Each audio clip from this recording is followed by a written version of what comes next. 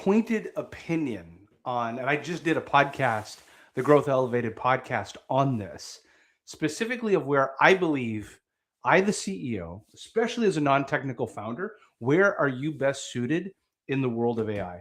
I want you to think of two frameworks. One is going to be evangelism. That's an obvious one.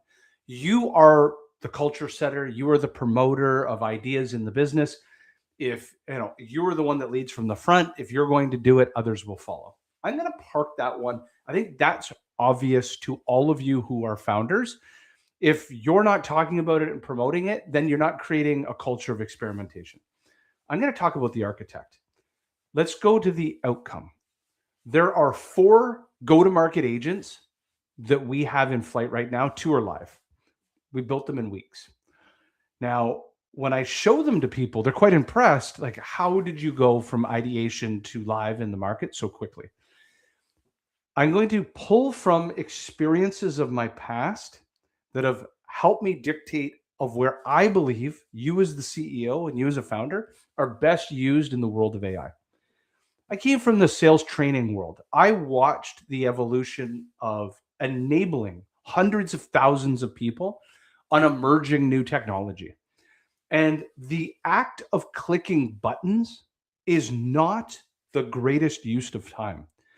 It was about understanding the first principles and the process, the why, and being able to diagram workflows, process, and architect sales plays to which the platform, in the world of social selling, LinkedIn, was a pervasive tool that executed a sales play. So the greatest minds, the chief revenue officer, should have been thinking about the architecture of a sales play, and then people draw out the process, make the workflows happen, and they use tools like LinkedIn to execute the process. The same models apply in AI.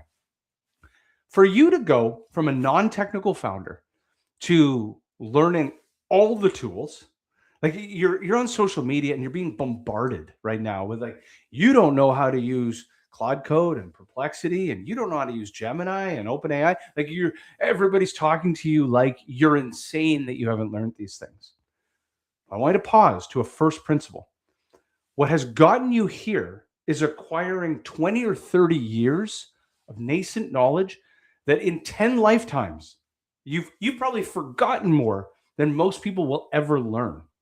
You understand the architecture and the workflow of going from point A to point B. You understand what good looks like. It's called will. What does ideal look like? No engineer could tell you that. I could draw out a sales process that would take years for an engineer to research what I've just experienced in my whole life. So how do you use that experience? When we create an agent, I pause with a sheet of paper and I outline the North Star, the outcome, or the objective. Like I'll talk in real tangible terms. The first agent that we built was, the situation was that our customers are emailing us, Slacking us, and talking to us in Monday.com. And I believe that communication is a product. And I believe that it needs to be treated and evolved and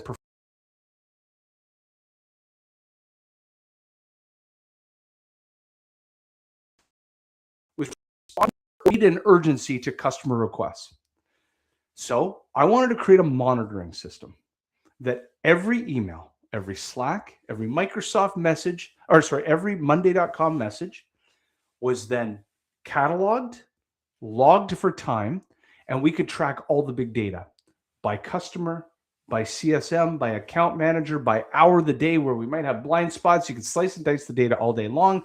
But I wanted to solve for the problem that we are going to have rapid response around the globe 24 hours a day. We're going to get there, and we're going to get there by science. And I want to be alerted when we're breaking SLAs. So what did I start doing? Step 2, took a sheet of paper and started drawing the thinking. Email comes in. Email is date and time stamped. There is a brain that's analyzing. Is this an important meeting request, question, next step? Or is this kind of like an auto response coming from an out of office reply or an acceptance of a meeting?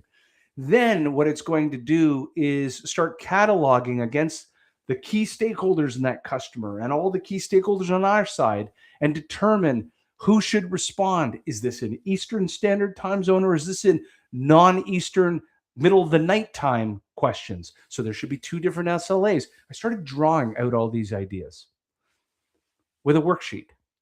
Next, sat down with an engineer and described the thinking of all my years of experience on how you would walk through the mindset, the skill set, the toolkit of being able to break down. If emails came in and I had a team in front of them, what would I do as a coach? Well, this is 9 a.m. You should be responding within hours. If we're not responding, we're breaking SLAs. But this email came in at 11 o'clock at night. They didn't actually expect us to get to that, did they? It should be resolved by, say, 8 a.m. So anyways, all these details.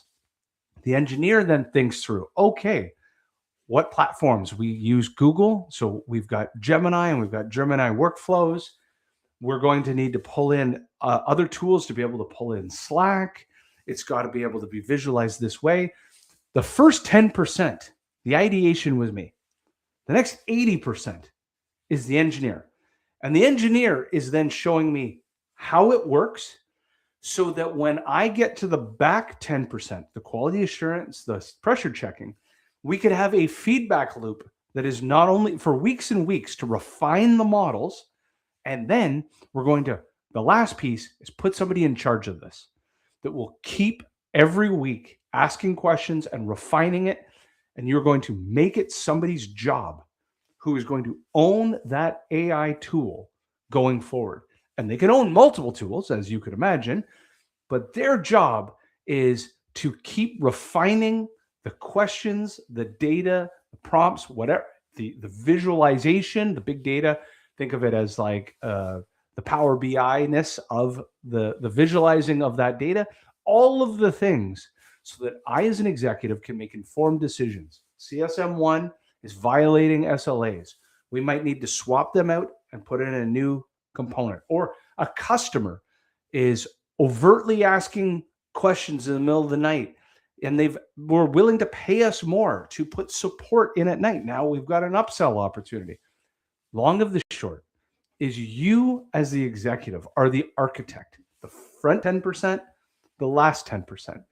There are engineers that in 10 lifetimes you will not understand the details of the code. They will help you put it together.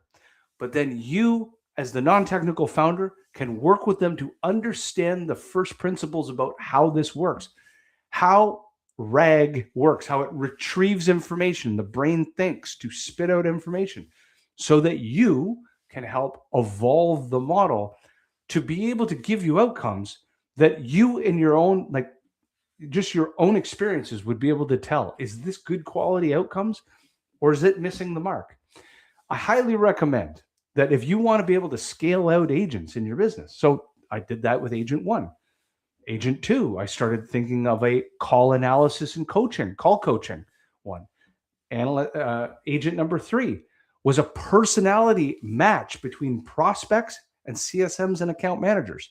So imagine being able to be matched with Myers-Briggs and DISC analysis so that 2 personalities could come together and we could have better client experience.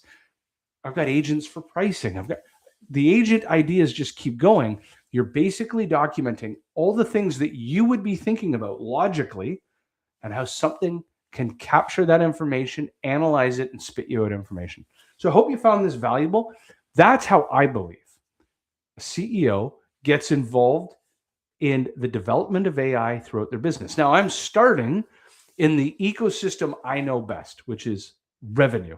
So I'm creating these revenue OS machines. But then I could pivot later and start on others outside of go-to-market, maybe into finance and whatever it might be, as you become more comfortable. I hope you found this valuable.